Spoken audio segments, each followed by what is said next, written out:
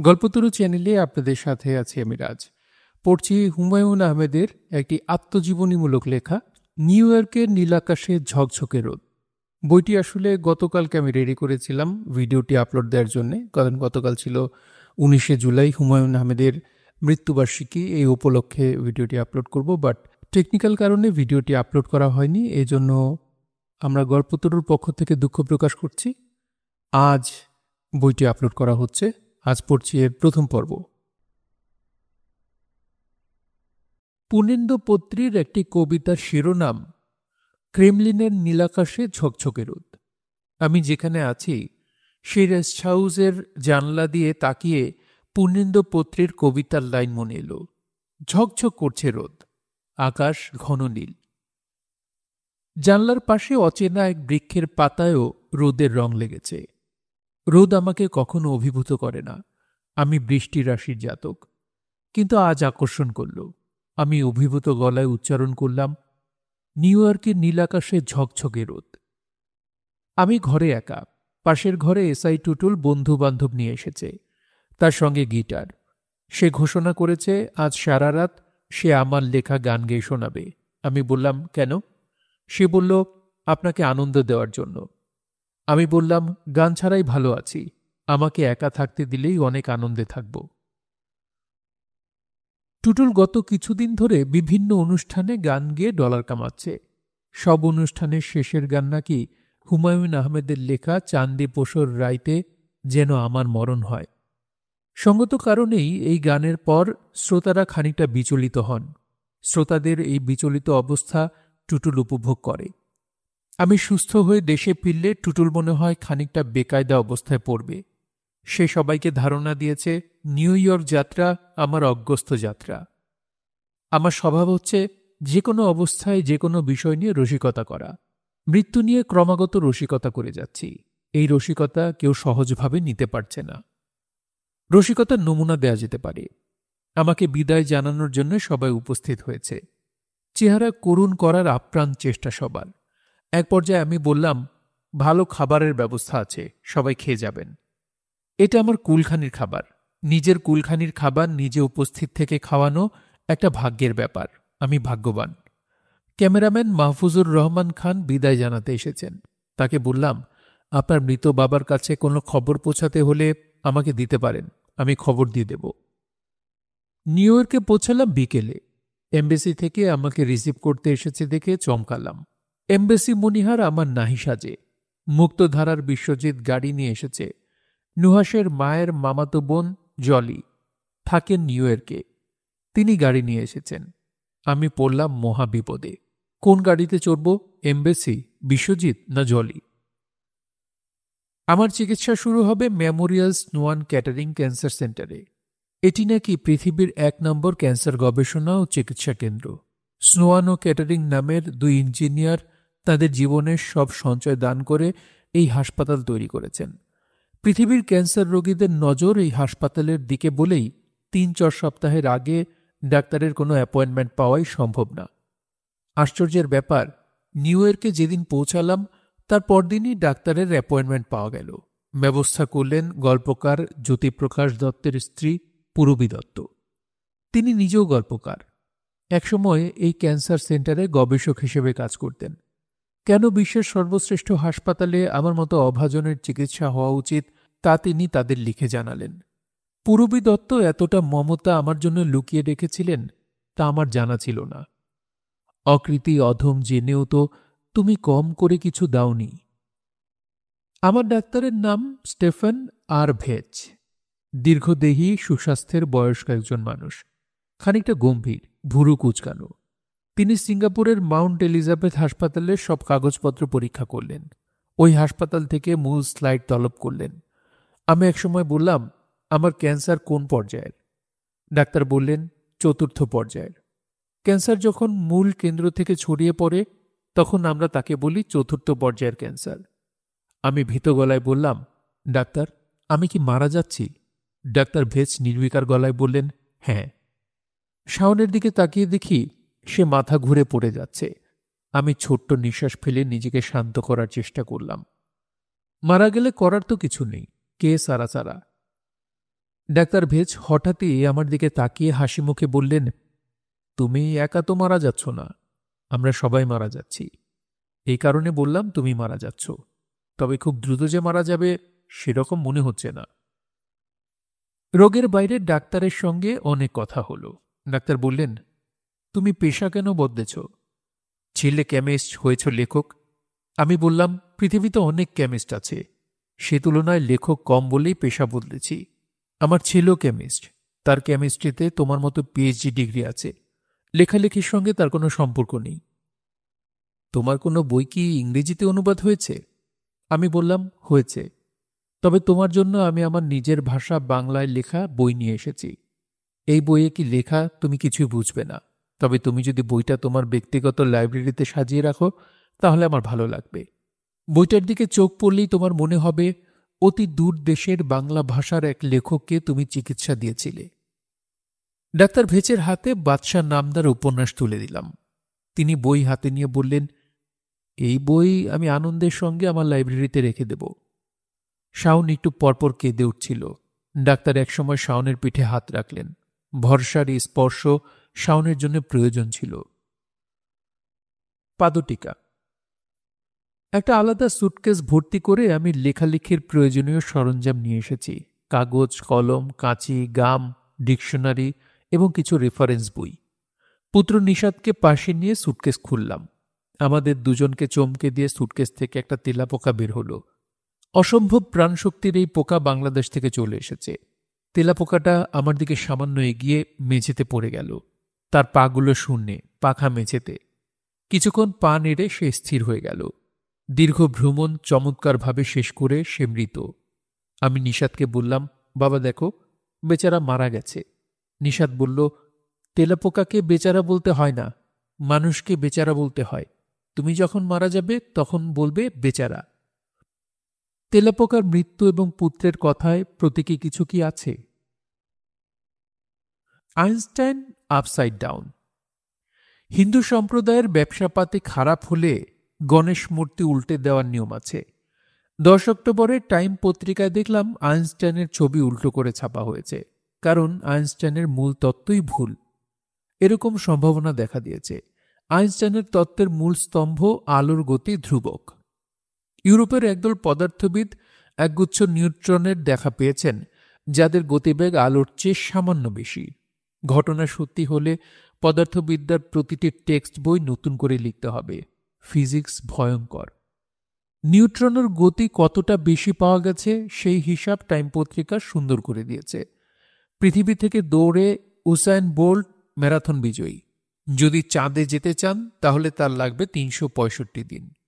Boeing 747-এর লাগবে 8 দিন। Apollo 11 রকেটের লাগবে 73 ঘন্টা। আলো সময় নেবে 1.2830 সেকেন্ড। নিউট্রনও নেবে 1.2829 সেকেন্ড। আইনস্টাইন ভুল প্রমাণিত হচ্ছেন এই নিয়ে বিজ্ঞানীরা উল্লসিত তা কিন্তু না। যারা আবিষ্কারটা করেছেন তারাও চিন্তিত। আলোর চেয়ে বেশি গতি মানে সময়ের উল্টো দিকে চলা। এতে আদি সত্য, কজ এবং ইফেক্ট ভেঙে পড়া। বন্দুকের ট্রিগার টেপার আগেই গুলি বের হয়ে যাওয়া। অতীতে অনেকবার আইনস্টাইনের তত্ত্ব ভুল প্রমাণের চেষ্টা করা হয়েছে, কখনো সম্ভব হয়নি। বিজ্ঞানীরা আশা করছেন এবারও সম্ভব হবে না। এই গ্রহের সবচেয়ে মেধাবী মানুষ আইনস্টাইন। তার মস্তিষ্ক গবেষণার জন্য সংরক্ষিত। পাঠকরা শুনলে মজা পাবেন যে লেখকদের একজনের মস্তিষ্কও কিন্তু গবেষণার জন্য সংরক্ষিত আছে। লেখকের নাম ম্যাক্সিম গোর্কি। এই লেখকের ব্রেন সংরক্ষিত আছে মস্কোর ইনস্টিটিউট অফ নিউরোলজির একটি জারে। মস্তিষ্কের ওজন 1420 গ্রাম। মস্তিষ্কের জিনিয়াস বিষয়টি পরীক্ষা করে ধরার চেষ্টা করা হলো, কিছু পাওয়া গেল না। আইনস্টাইনের ব্রেন পরীক্ষা করেও কিছু পাওয়া যায়নি। একজন সাধারণ আমজনতার ব্রেনের চেয়ে ম্যাক্সিম গোর্কি বা আইনস্টাইনের ব্রেন আলাদা কিছু না। আমরা কি এখন থাক বাঁচলাম বলে স্বস্তির নিঃশ্বাস ফেলতে পারি? না, পারি না। আমজনতা থেকে কিছু মানুষ সবসময় আলাদা হয়ে যাবে। আলাদা তারা কিভাবে হয়, কেন হয়, এই তথ্য কারোরই জানা নেই। আমি সবসময় আলাদা মানুষ খুঁজে বের করার চেষ্টা করেছি। যদি কোনো রহস্য পাওয়া যায়, কেন তারা আলাদা, কিভাবে? যারা সুপার জিনিয়াস পরিচিতি পেয়ে যান তাদের ধারে কাছে যাওয়া কঠিন ব্যাপার। পদার্থবিদ স্টিফেন হকিং এমন একজন। আমি এই মহান পদার্থবিদের সঙ্গে কথা বলতে খুবই আগ্রহী শুনে আমার বন্ধু বলল, কোনো সমস্যা নেই, আমি ব্যবস্থা করছি। তোমাকে আমার সঙ্গে লন্ডনে যেতে হবে। লন্ডনে আমার যে রেস্টুরেন্ট আছে সেখানে স্টিফেন হকিং বাংলা ফুড খেতে আসেন। আমাকে চেনেন এবং খুবই পছন্দ করেন। আমি বললাম, চুপ থাক বেটা। সে আহত গলায় বলল, আমি ছবি দেখাচ্ছি, বলেই দুনিয়ার ছবি বের করল। স্টিফেন হকিং বাংলা খাবার খাচ্ছেন, আমার বন্ধু হাত ধরে আছেন, এইসব। স্টিফেন হকিং এর সঙ্গে দেখা হওয়ার সম্ভাবনা শেষ, কারণ আমার বন্ধু মারা গেছেন। আমার বন্ধুর নাম মাহবুব মোল্লা। সব মানুষের মতো আমার কিছু অস্বাভাবিকতা আছে। হঠাৎ হঠাৎ কিছু মানুষের সঙ্গে দেখা করার প্রবল বাসনা তৈরি হয়। এই বাসনা যাদের জন্য তৈরি হয় তারা সবাই মৃত, যেমন বিভূতিভূষণ বন্দ্যোপাধ্যায়, রামকৃষ্ণ, সতীনাথ ভাদুড়ী। গত কিছুদিন ধরে স্টিভ জবস নামের কিংবদন্তি মানুষটির সঙ্গে কথা বলতে ইচ্ছে করছে। অর্শব গুরু, কর্মবীর এবং অতি মেধাবী একজন মানুষ মারা গেছেন ক্যান্সারে। তার অর্থের অভাব ছিল না, আমেরিকাও চিকিৎসার অভাব ছিল না। স্টিভ জবসের জীবনী গ্রন্থ প্রকাশিত হয়েছে। সেখানে তিনি তার সন্তানদের কাছে ক্ষমা চেয়েছেন। তিনি বলেছেন, কাজ নিয়ে এত ব্যস্ত ছিলাম, তাদের দিকে ফিরেও তাকানো হয়নি। তিনি বলছেন, এক অর্থে ক্যান্সার আমার জন্য শুভ হয়ে এসেছে। আমি বুঝতে পেরেছি আমার সময় শেষ। আমি আমার সর্বমেধা ব্যয় করেছি হাতের কাজ গুটিয়ে আনতে। মৃত্যুর আগে স্টিভ জবস লিখলেন, I like to think something survive after you die. It is strange to think that you accumulate all this experience and maybe a little wisdom and it just goes away. So I really want to believe that something survive.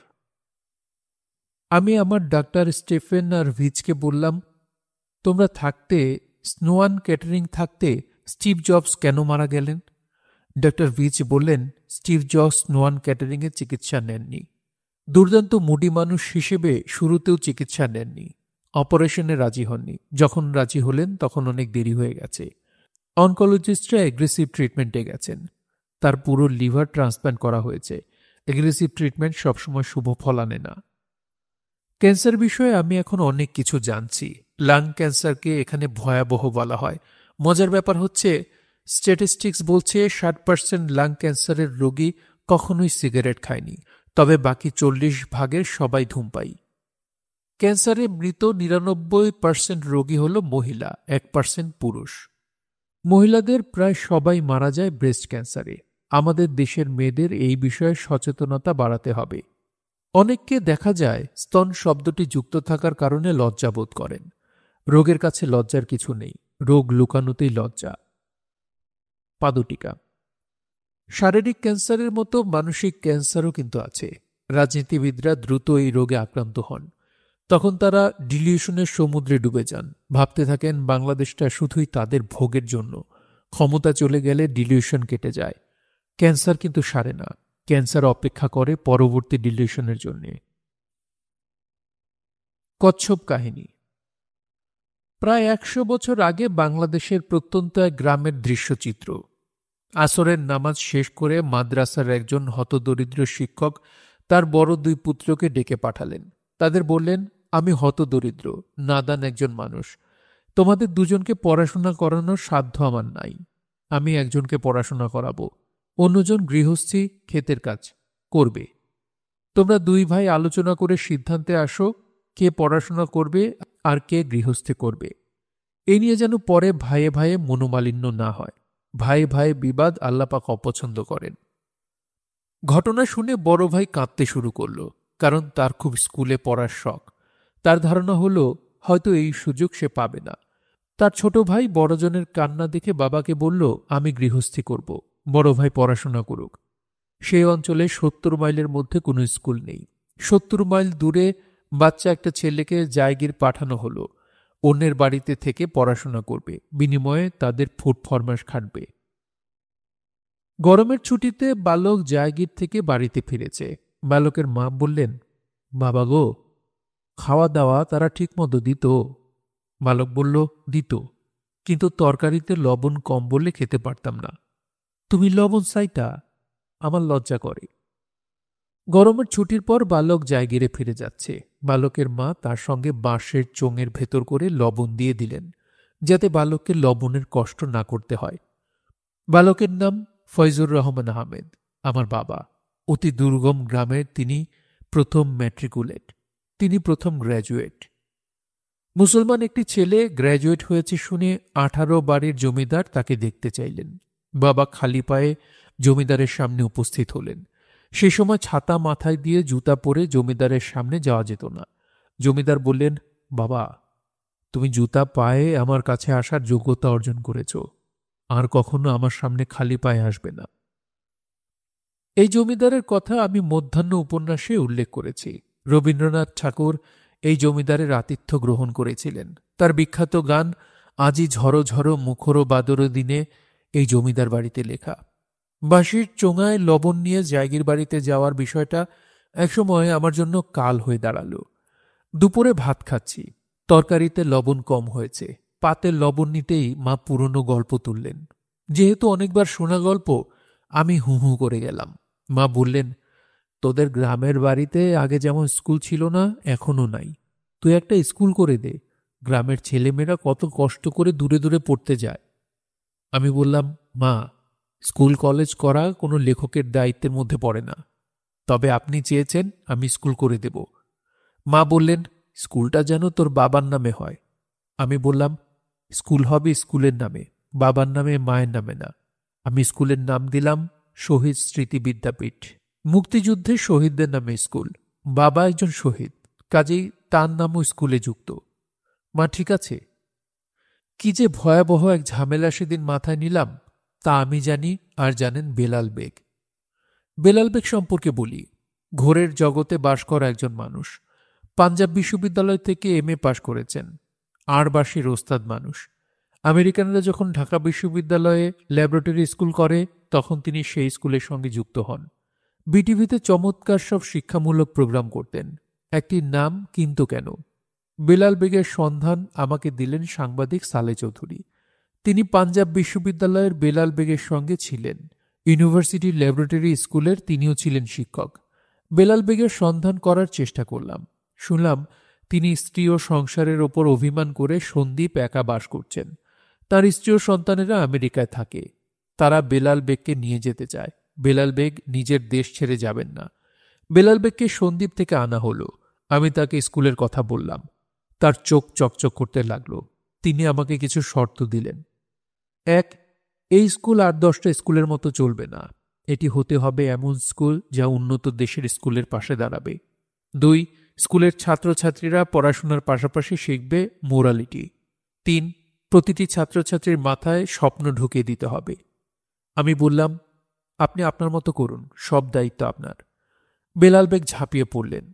তিনি চলে গেলেন আমার গ্রামের বাড়ি কুতুবপুরে। গ্রামের মানুষদের আগে উদ্বুদ্ধ করতে হবে। স্কুলের প্রয়োজনীয়তা বোঝাতে হবে। স্কুলের জন্য একসঙ্গে অনেকখানি জায়গা প্রয়োজন।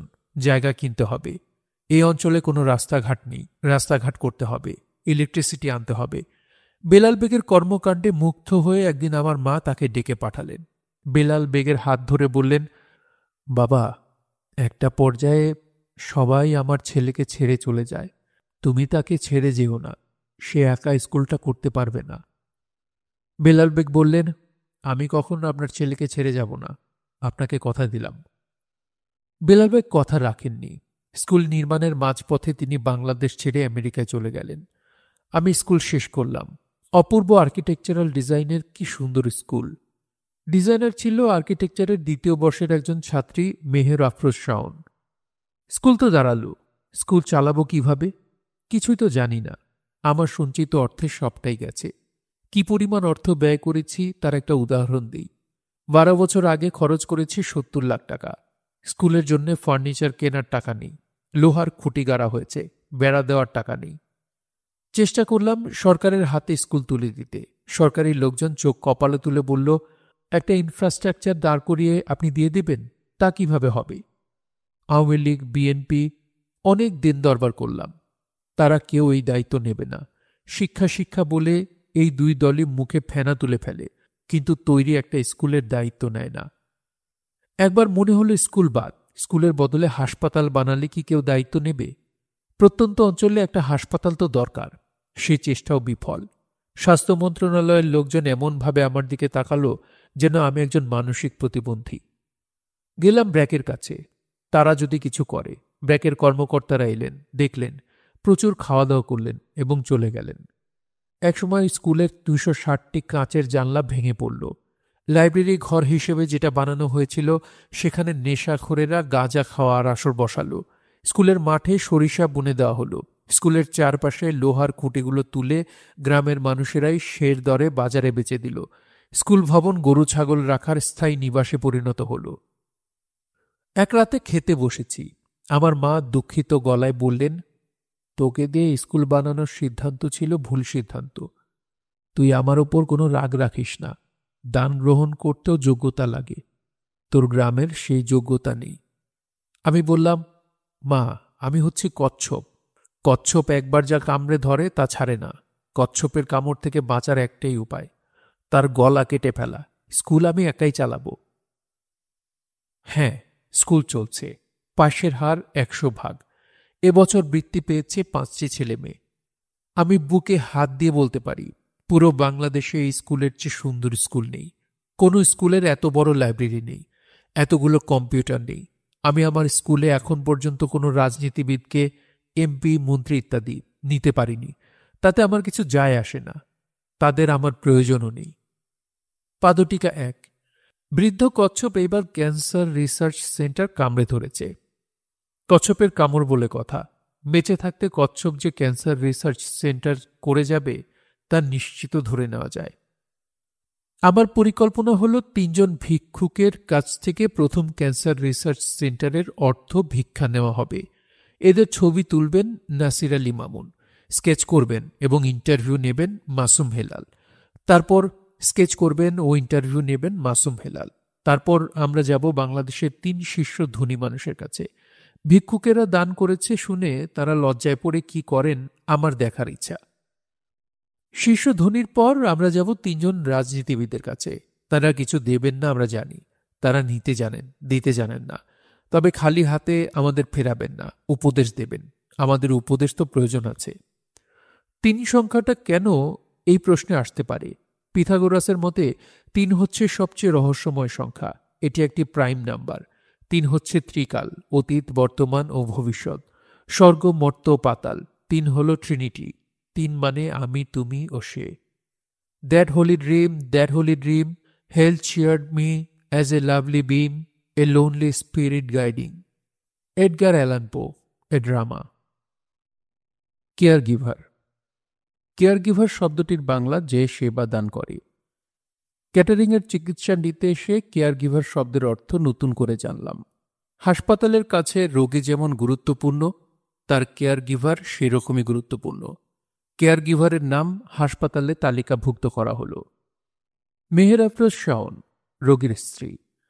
চিকিৎসকেরা কেয়ার গিভার ছাড়া আর কারো সঙ্গেই রোগ নিয়ে বা চিকিৎসা নিয়ে কোনো কথা বলবেন না।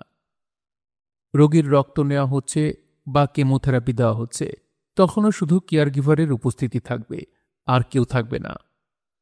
কেমো দেওয়ার পদ্ধতিটাও সুন্দর। প্রথম একজন নার্স প্যাকেট ভর্তি করে কয়েক ব্যাগ ওষুধ নিয়ে আসবে। কেয়ার গিভার ও রোগীকে প্রতিটি ওষুধের নাম বলবে। তারপর সে বিদায় নেবে।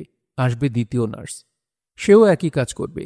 প্রতিটি ওষুধের নাম বলবে, ডাবল চেকিং, যাতে কখনো ভুল না হয়। ঠিক রোগীকে ঠিক কেমো দেওয়া হচ্ছে কিনা, নাকি ভুল অন্য কাউকে দেওয়া হচ্ছে, তার পরীক্ষাও আছে। 2 জন নার্সই আলাদা আলাদাভাবে জিজ্ঞেস করবে, তোমার নামের শেষ অংশ কি? আহমেদ। প্রথম অংশ কি? হুমায়ুন। জন্ম তারিখ বলো। জন্ম তারিখ বলতে গিয়ে সমস্যা হয়ে যাচ্ছে। 13 নভেম্বর আমার জন্ম, পাসপোর্টে লেখা এপ্রিলের 10 তারিখ। হাসপাতালে পাসপোর্টের জন্ম তারিখ লেখা হয়ে আছে। কাজেই যতবার আসল জন্মদিন বলেছি, হইচই শুরু হয়েছে। এই রোগী কি সেই রোগী নাকি অন্য কেউ? পাত্তা লাগাও, পাত্তা লাগাও, তাড়াতাড়ি করো। রোগীর সেবা ছাড়াও কেয়ার গিভারকে আরও কিছু ঝামেলার ভেতর দিয়ে যেতে হয়। ক্যান্সার আক্রান্তদের অনেক ধরনের সমিতি আছে। তাদের সদস্যদের সঙ্গে কথা বলতে হয়, তাদের সামলাতে হয়। বেশিরভাগ সমিতিই হল রোগীর ডিপ্রেশন কাটানো বিষয়ক। একটি সমিতি দেখলাম বেঁচে থাকার অর্থ এবং আনন্দ বোঝানোর সমিতি। 1 ঘন্টা বাড়তি বেঁচে থাকাও বিশাল ব্যাপার, এ জাতীয় বিষয়। এর সঙ্গে আছে প্রেয়ার গ্রুপ, অর্থাৎ দোয়া পার্টি বা স্পিরিচুয়াল কাউন্সিলিং।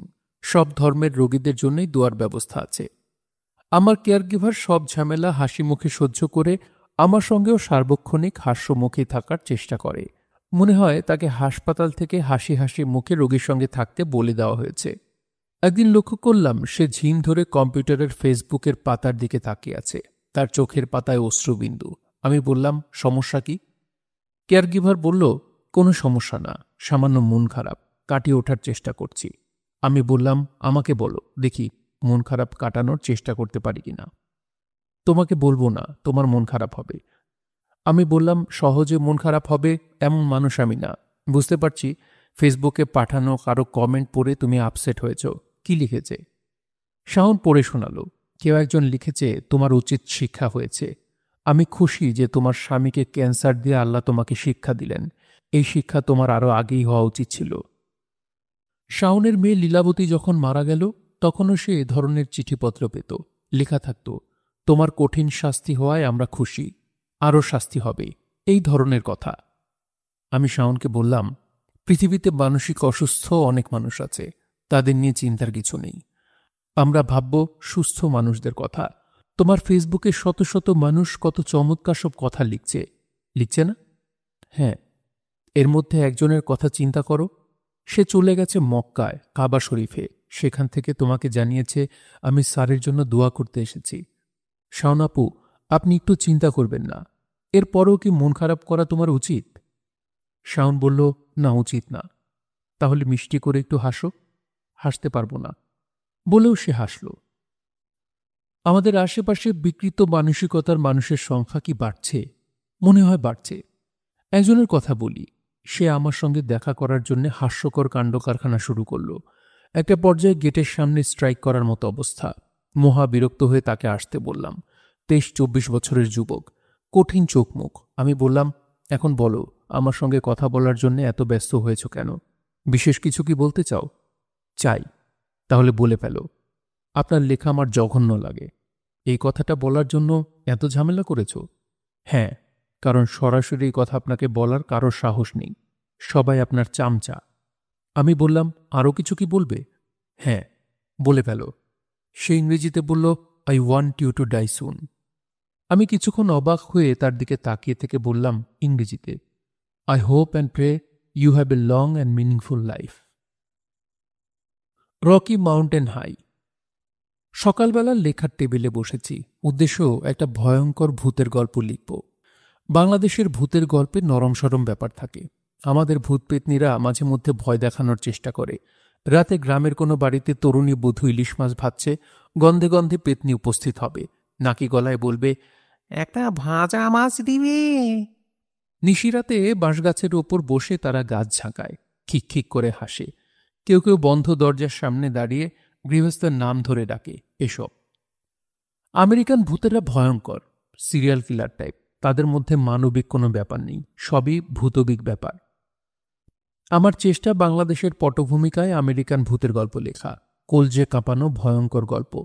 লিখতে বসে দেখি ভূতের গল্প আসছে না, গান আসছে। আমি ভাবলাম, গান অনেকদিন লেখা হয় না, একটা লেখা হোক। লেখা হলো। শাওন পড়ে বলল, গান হয়নি, কবিতা হয়েছে। আমি বললাম, কবিতাও হয়নি, ছন্দের ত্রুটি আছে। তবে দুর্বল এই কবিতায় সুর বসালেই ত্রুটি কাটবে। শাওন বলল, সুর বসালেও এই গান যেন কখনো গীত না হয়। এই গানে শাওনের নাম এসেছে। কোনো পুরুষ গায়ক হুমায়ুন আহমেদ সেজে আমার নাম নিয়ে গান করবে, তা হবে না। আমি বললাম, ঠিক আছে, সুর বসুক, তোমাকে কথা দিলাম, এই গান গীত হবে না।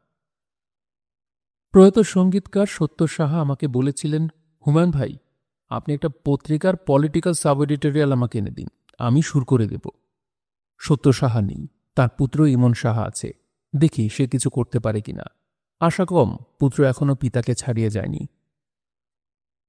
ইমনের একটি গল্প বলার লোভ সামলাতে পারছি না। সে আমার ঘেটুপুত্র কমলা ছবির মিউজিক ডিরেক্টর। প্রায় তার স্টুডিওতে কাজ কতদূর হলো দেখতে যাই। সে দুনিয়ার মিষ্টি কিনে আনে, যদিও জানে ডায়াবেটিস নামের ব্যাধির কারণে হতাশ চোখে মিষ্টির দিকে তাকিয়ে থাকা ছাড়া আমার আর কিছুই করার নেই। সে সম্ভবত আমার হতাশ দৃষ্টিটাই দেখতে চায়। হা হা হা। যে রাতে কর্কট ব্যাধির চিকিৎসার জন্য ঢাকা থেকে রওনা হব, সেই রাতে সে আমাকে দেখতে এলো। তার মুখে কোনো কথা নেই। সে এসেই আমার বাঁ হাত ধরে কচলাকচলি করতে লাগলো। এক পর্যায়ে আমি বললাম, ইমন, তোমার সমস্যা কি? তুমি তো আমাকে অচল করে দিচ্ছ। ইমন লজ্জিত গলায় বলল, স্যার, 2 দিন আগে আমি আপনাকে নিয়ে একটা স্বপ্ন দেখেছি, এই জন্য এমন করছি। স্বপ্নটা বলবো? বলো। আমি দেখেছি আপনি ঘেটুপুত্র কমলার মিউজিক শুনতে এসেছেন। আপনার শরীরটা ভালো না বলে সোফায় শুয়ে আছেন। আপনার শরীরের খোঁজ নেওয়ার জন্য আমি আপনার কাছে গেলাম। গিয়ে চমকে উঠে দেখি আপনি না, আমার বাবা শুয়ে আছেন। আমি ছুটে গিয়ে বাবার হাত ধরলাম, অনেকক্ষণ ধরে থাকলাম, তারপর ঘুম ভেঙে গেল। আমি বললাম, ইমন, তুমি তো ভয়ঙ্কর স্বপ্ন দেখেছ। তুমি তোমার মৃত বাবার হাত কচলে এখন আমার হাত কচলাচ্ছ। আমাকেও মৃত বানানোর চেষ্টা। বেচারার মুখ পাংশুবর্ণ হয়ে গেল। সে আমার হাত ছেড়ে দিল। আমি বললাম, ঠাট্টা করছি। তুমি আমার দলের সঙ্গে যুক্ত হয়েছ, আমার ঠাট্টা তামাশায় অভ্যস্ত হতে হবে। একটা কথা তোমাকে বলি, গান বাজনায় তোমার উন্নতিতে তোমার স্বর্গবাসী পিতা যেমন যেমন খুশি হবেন, আমিও ঠিক তেমনই খুশি হব। এখন আমার ডান হাতটা কচলাও, 2টি হাত ব্যালেন্স হওয়া প্রয়োজন। আচ্ছা, এখন দুর্বল কবিতা পড়া যাক। যাদের ভেতরে সুর আছে তারা দয়া করে সুর বসিয়ে পড়ুন। ডেনভার থেকে হঠাৎ নিমন্ত্রণ। সেখানে নাকি উৎসব হচ্ছে। সারা রাত জেগে জ্যাজ সঙ্গীত, গিটারের ঝনঝন। জ্যাজ আমার প্রিয় গীতি, তা কি হয়? মনে তাই জাগে কঠিন এক সংশয়। কোনো অজুহাতে যাব না বলবো কি? বড় অভিমানী ডেনভারবাসী শাওনের পুরবিদি।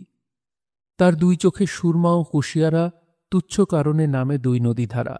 আমি বললাম, যাব, পুরবী কারণে ডেনভারে ধরা খাব। দুঃখ ও শোকে ক্লান্ত থাকবে মন, সারা রাত জেগে জ্যাজ সঙ্গীত, গিটারের ঝনঝন। উৎসব শেষ, আমিও শেষ প্রবল জ্বরে কাতর।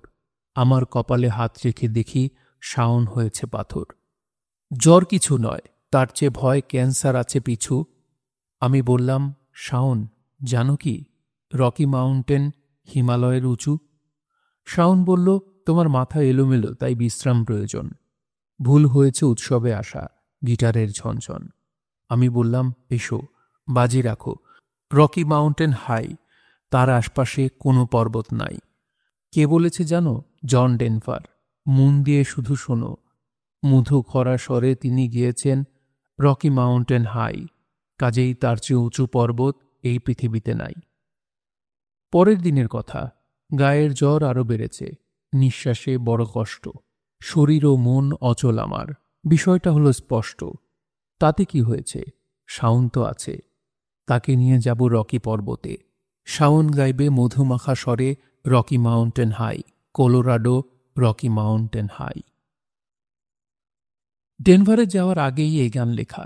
গান শুনে মনে হতে পারে নিতান্ত অনিচ্ছায় শুধু পুরবীর মন রক্ষায় সেখানে গেছি। ইহা সত্য নহে। আমি ডেনভারে গেছি 2 পুত্রকে ডেনভার দেখাতে এবং শাওনকে রকি পর্বতমালা দেখাতে। রকি পর্বতমালা নিয়ে আমার নস্টালজিয়া আছে। কি নস্টালজিয়া তা ব্যাখ্যা করতে চাচ্ছি না। পাদটিকা। পাঠকের যেমন মৃত্যু হয়, শ্রোতারও মৃত্যু হয়।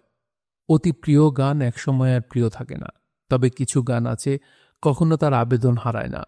আমার কাছে মরমী কবি গিয়াসউদ্দিনের একটা গান সেরকম। ওল্ড ফুলস ক্লাবের প্রতিটি আসরে একসময় এই গান গীত হতো। শাওনের প্রবল আপত্তির কারণে এই গান এখন আর গীত হয় না। গানটির শুরুর পংক্তি, মরিলে কান্দিস না আমার দায় ও জাদুধন, মরিলে কান্দিস না আমার দায়। কোনো নিউ ইয়র্কবাসীকে যদি জিজ্ঞেস করা হয় আবহাওয়া আজ কেমন যাবে, সে হতাশ ভঙ্গি করে বলবে 3W। 3Wর বিষয়ে কিছু বলা ঈশ্বরের পক্ষেও সম্ভব না। 3W হচ্ছে 1 ওমেন। হ্যাঁ, মেয়েদের বিষয়ে কিছু বলা সব দেশের জন্য কঠিন। 2 ওয়ার্ক। কাজ আমেরিকার সমস্যা হয়ে দাঁড়িয়েছে। এই দেশের অর্থনৈতিক অবস্থা আসলেই ভয়াবহ। অকারণ দেশ দখল করে করে দেউলিয়ার কাছাকাছি। লিবিয়া চলে গেল, পরবর্তী দেশ কোনটি তা দেখার জন্য অপেক্ষা করছি। 3 ওয়েদার। 3Wর শেষটি ওয়েদার। নিউ ইয়র্কের জন্য সম্ভবত এটা সত্যি। অক্টোবরে এখানে কখনো বরফ পড়ে না। এই অক্টোবরে বরফ পড়ে একাকার। মানুষ মারা গেছে 3 জন। আমেরিকানের মৃত্যু সহজ কথা না। যাই হোক, বরফপাতের গল্প বলি। সকাল 9টা বাজে। আমার পুত্র নিষাদ আমার উপর ঝাঁপিয়ে পড়ে বলল, বাবা, ভয়ঙ্কর অবস্থা। পুত্র ভয়ঙ্কর বলতে পারে না, বলে ভয়ঙ্কর। আমি বললাম, ঘটনা কি? সে বলল, আকাশের সাদা মেঘগুলো মাটিতে পড়ে যাচ্ছে। বাংলা ভাষার লেখকদের বরফপাতের বর্ণনায় থাকে পেঁজা তুলোর মতো বরফ পড়ছে। এর বাইরে আমি কিছু পাইনি। শিশুর কাছে শুনলাম আকাশের সাদা মেঘ নেমে এসেছে। নবীজি সাল্লাল্লাহু আলাইহি সাল্লাম বলেছেন, বিদ্যা শিক্ষার জন্য সুদূর চীনে যাও। আমি বলছি, ভাষা শিক্ষার জন্য শিশুদের কাছে যাওয়া যেতে পারে। থাকুক এই প্রসঙ্গ। তৃতীয় ডব্লিউ নিয়ে কথা বলি। আগের দিন প্রচণ্ড ঠান্ডা গিয়েছে। বাড়ির বয়লার ফেটে গেছে। হিটিং কাজ করছে না। আমরা ঠান্ডায় জবুথবু। পরদিন আবহাওয়া উষ্ণ, ঝলমলে রোদ। আমি গায়ে রোদ মাখানোর জন্য ঘরের বাইরে রোদে বসেছি, হাতে কফির মগ। আমার সামনে পাশের বাড়ির গায়ানিজ এক যুবক এসে দাঁড়ালো। হাসি মুখে বলল, গ্র্যান্ডপা, কেমন আছো? আমি ধাক্কার মতো খেলাম। এই প্রথম এমন বয়স্ক মানুষ আমাকে গ্র্যান্ডপা ডাকল। তাহলে কি আমার চেহারা গ্র্যান্ডপা ডাকার মতো হয়ে গেছে? শাওন বলল, গ্র্যান্ডপা ডাকায় তোমার কি মন খারাপ লাগছে? আমি বললাম, লাগছে। শাওন বলল, তোমার নিজের নাতি নাতনি আছে, তারা যদি তোমাকে গ্র্যান্ডপা ডাকে তাহলে কি তোমার মন খারাপ লাগবে? আমি বললাম, অবশ্যই না। আমি দীর্ঘ নিঃশ্বাস ফেলে চুপ করলাম। আসলেই তো, গ্র্যান্ডপা ডাকায় আমার মন খারাপ হবে কেন? আমার এখন 4 নাতি নাতনি। আমি যেখানে বাস করি তা তাদের জন্য নিষিদ্ধ বলে এদের আমি দেখি না। ওরাও গ্র্যান্ডপা ডাকার সুযোগ পায় না। Every cloud has a silver lining. আমার কর্কট রোগের সিলভার লাইনিং হলো, এ রোগের কারণে প্রথমবারের মতো আমার 3 কন্যা আমাকে দেখতে তাদের সন্তানদের নিয়ে দক্ষিণ হাওয়ায় পা দিল। ঘরে ঢুকলো তা বলা যাবে না। বারান্দায় হাঁটাহাঁটি করতে লাগলো। সূর্যের চেয়ে বালি গরম হয়, এই অপ্তবাক্য সত্য প্রমাণ করার জন্যে মেয়েদের স্বামীরা মুখ যতটা শক্ত করে রাখার ততটা শক্ত করে রাখল। অবশ্য আমিও সেই অর্থে তাদের দিকে যে ফিরে তাকালাম তা না। ঘর ভর্তি মানুষ। মেয়েদের দেখে হঠাৎ যদি আবেগের কাছে আত্মসমর্পণ করে কেঁদে ফেলি, সেটা ভালো হবে না। আমি আমার 3 ডব্লিউর অর্থাৎ 3 কন্যার গল্প বলি। প্রথম ডব্লিউ, নোভা। ঢাকা বিশ্ববিদ্যালয়ে কিছুদিন শিক্ষকতা করেছে। আমেরিকা থেকে পিএইচডি করে বর্তমানে দেশে ফিরেছে। পিএইচডি ডিগ্রির সঙ্গে সে হিজাবও নিয়ে এসেছে। মাশাল্লাহ, কিয়া বাত হ্যায়। আমি যখন নর্থ ডাকোটা স্টেট ইউনিভার্সিটিতে পিএইচডি করছি তখনকার কথা। ইউনিভার্সিটি আমাকে বাগান করার জন্য 2 কাঠা জমি দিয়েছে। আমি মহা উৎসাহে শাইখ সিরাজ হয়ে গেলাম। খুন্তি, খুরপি, কোদাল কিনে এক হুলস্থুল কাণ্ড। মহা উৎসাহে জমি কোপাই, পানি দেই, বীজ বনি। আমার সার্বক্ষণিক সঙ্গী কন্যা নোভা। বিকেল 5টায় ইউনিভার্সিটি থেকে ফিরে দেখি বাড়ির সামনে খুরপি ও কোদাল নিয়ে নোভা বসে আছে। প্রথমে জমিতে যেতে হবে, তারপর বাসায় ঢোকা। যেদিন ফসলে জমি ভরে গেল সেদিনের দৃশ্য। মেয়ে গাছ থেকে ছিঁড়ে টকটকে লাল টমেটো প্লাস্টিকের বালতিতে ভরছে এবং বলছে, বাবা, আই মেড ইট। মেয়ে তখনও বাংলা বলা শেখেনি। মেয়ের আনন্দ দেখে চোখ মুছলাম। 2. দ্বিতীয় ডব্লিউ, নাম শিলা। শুরুতে ছিল শিলা আহমেদ। স্বামী এসে স্ত্রীর নামের শেষে ঘাপটি মেরে বসে থাকা বাবাকে ধাক্কা দিয়ে দূরে ফেলে দেয়। এখন শিলার নামের অবস্থা কি জানি না। এই মেয়েটিও বড় বোনের মতো মেধাবী। ঢাকা ইউনিভার্সিটিতে অনার্স ও এমএতে ইকোনমিক্সে প্রথম শ্রেণী পেয়েছে। এখন তার গল্প। তখন শিলার বয়স 12 কিংবা 13। সবাইকে নিয়ে লস অ্যাঞ্জেলসে গিয়েছি। হোটেলে ওঠার সামর্থ্য নেই। বন্ধু ফজলুল আলমের বাসায় উঠেছি। ফজলুল আলম হচ্ছে আগুনের পরশমণির শহীদ মুক্তিযোদ্ধা বদিউল আলমের ছোট ভাই। আমি ক্যাম্পিং পছন্দ করি, ফজলু জানে। সে বনে ক্যাম্পিংয়ের ব্যবস্থা করল। আমরা জঙ্গলে 1 রাত কাটাতে গেলাম। প্রচণ্ড শীত পড়েছে। তাঁবুর ভেতর জড়সড় হয়ে শুয়ে আছি। একসময় ঘুমিয়ে পড়লাম। গভীর রাতে ফুঁপিয়ে কান্নার শব্দে ঘুম ভাঙল। দেখি শিলা বসে আছে, ফুঁপিয়ে কাঁদছে। আমি বললাম, মা, কি হয়েছে? আমার দম বন্ধ হয়ে আসছে, আমি নিঃশ্বাস নিতে পারছি না। আমি বুঝলাম এই মেয়ের কঠিন ক্লাস্ট্রোফোবিয়া। আসলে সে নিঃশ্বাস ফেলতে পারছে না। আমি বললাম, গরম কাপড় পরো, তাঁবুর বাইরে বসে থাকব। সে বলল, একা একা থাকতে পারবো না, ভয় লাগে। কিছুক্ষণ একা থাকতে গিয়েছিলাম। আমি বললাম, আমি সারা রাত তোমার পাশে থাকব। তাই করলাম। মেয়ে এক পর্যায়ে আমার কাঁধে মাথা রেখে নিশ্চিন্ত মনে ঘুমালো। সকাল হলো। মেয়ের ঘুম ভাঙল।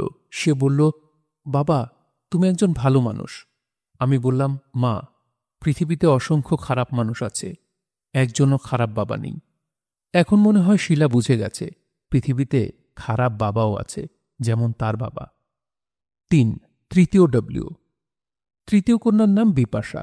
অন্য সব ভাই বোনের মতোই মেধাবী। বাবার জিন কি পেয়েছে হা হা হা।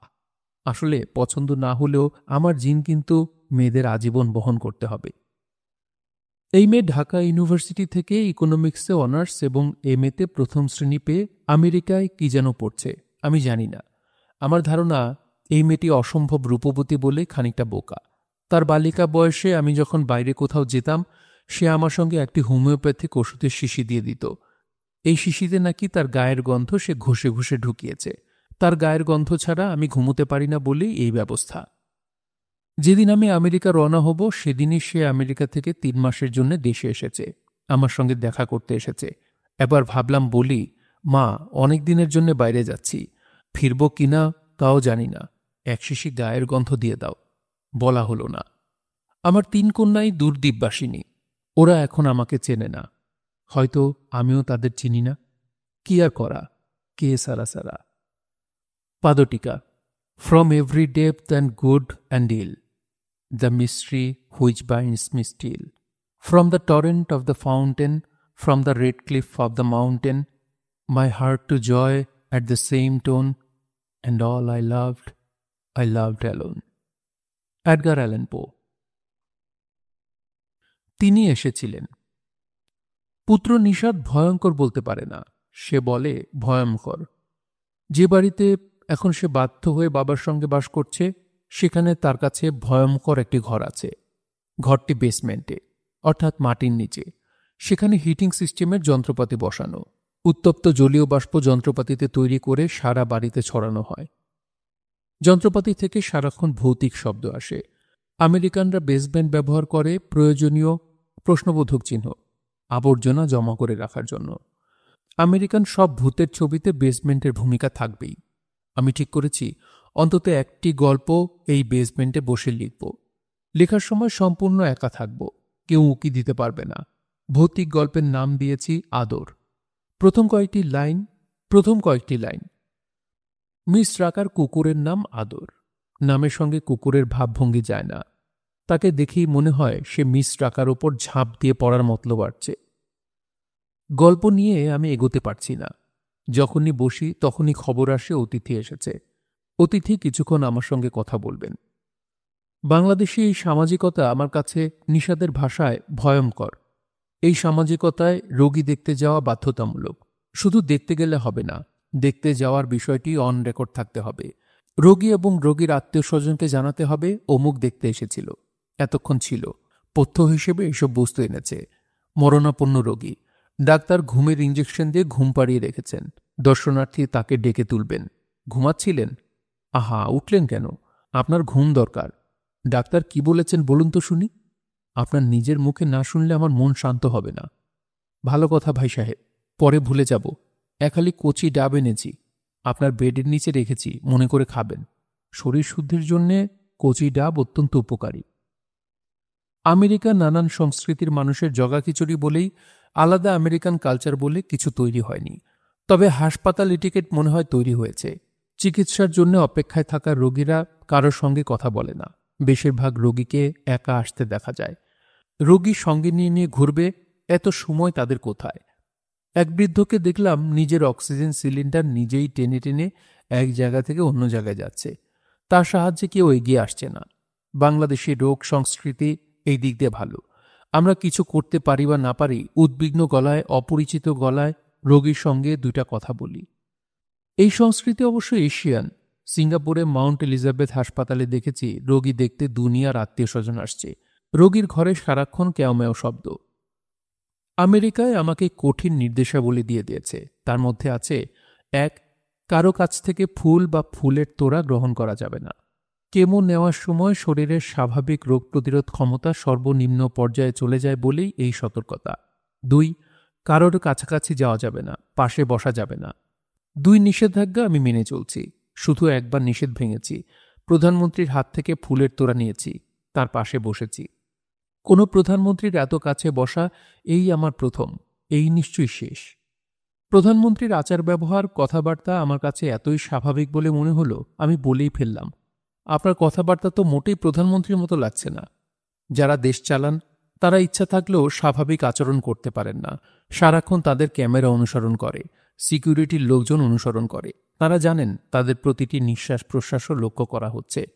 এ অবস্থায় স্বাভাবিক থাকা শুধু মহাপুরুষদের পক্ষেই সম্ভব। দুঃখের ব্যাপার হচ্ছে মহাপুরুষদের বইপত্রে পাওয়া যায়, বাস্তবে পাওয়া যায় না। প্রধানমন্ত্রী পর্যায়ের মানুষদের সবচেয়ে বড় সমস্যা তৈরি করেন তার অতি কাছের লোকজন। এরা এমন এক মানব বন্ধন তৈরি করেন যে বন্ধন ভেদ করে কারো পক্ষে প্রধানমন্ত্রীর কাছে পৌঁছানো সম্ভব হয় না। এই মানব বর্মের প্রধান এবং হয়তোবা একমাত্র কাজ হল নিজের অবস্থান ঠিক রাখা, প্রধানমন্ত্রীর কাছের মানুষ হয়ে থাকা। এই কাজটি করার জন্য তারা প্রধানমন্ত্রী পছন্দ করবেন এমন কথাগুলোই শুধু তাকে শোনান। এমন একটি বাক্য বলেন না যা শুনে প্রধানমন্ত্রীর ভালো লাগবে না, অথচ তার শোনা উচিত। কি সর্বনাশ! আমি দেখি রাজনীতির কচকচানে শুরু করেছি। এও বাঙালি কালচার। সুযোগ পেলে কোনো বাঙালি রাজনীতি কপচাবে না, তা হবে না। আমি আমার প্রগল্ভতার জন্য ক্ষমা চাচ্ছি। প্রধানমন্ত্রী অনেক ব্যস্ততার ভেতর বাংলাদেশের একজন লেখকের জন্য আলাদা সময় বের করেছেন। এটা অনেক বড় ব্যাপার। তার নিজের আসার দরকার ছিল না। একজন কাউকে দিয়ে আমার খোঁজ নেওয়ালেই আমি আনন্দিত হতাম। তার কাছ থেকে $10,000 চেকটি নিতে আমি লজ্জা পাচ্ছিলাম।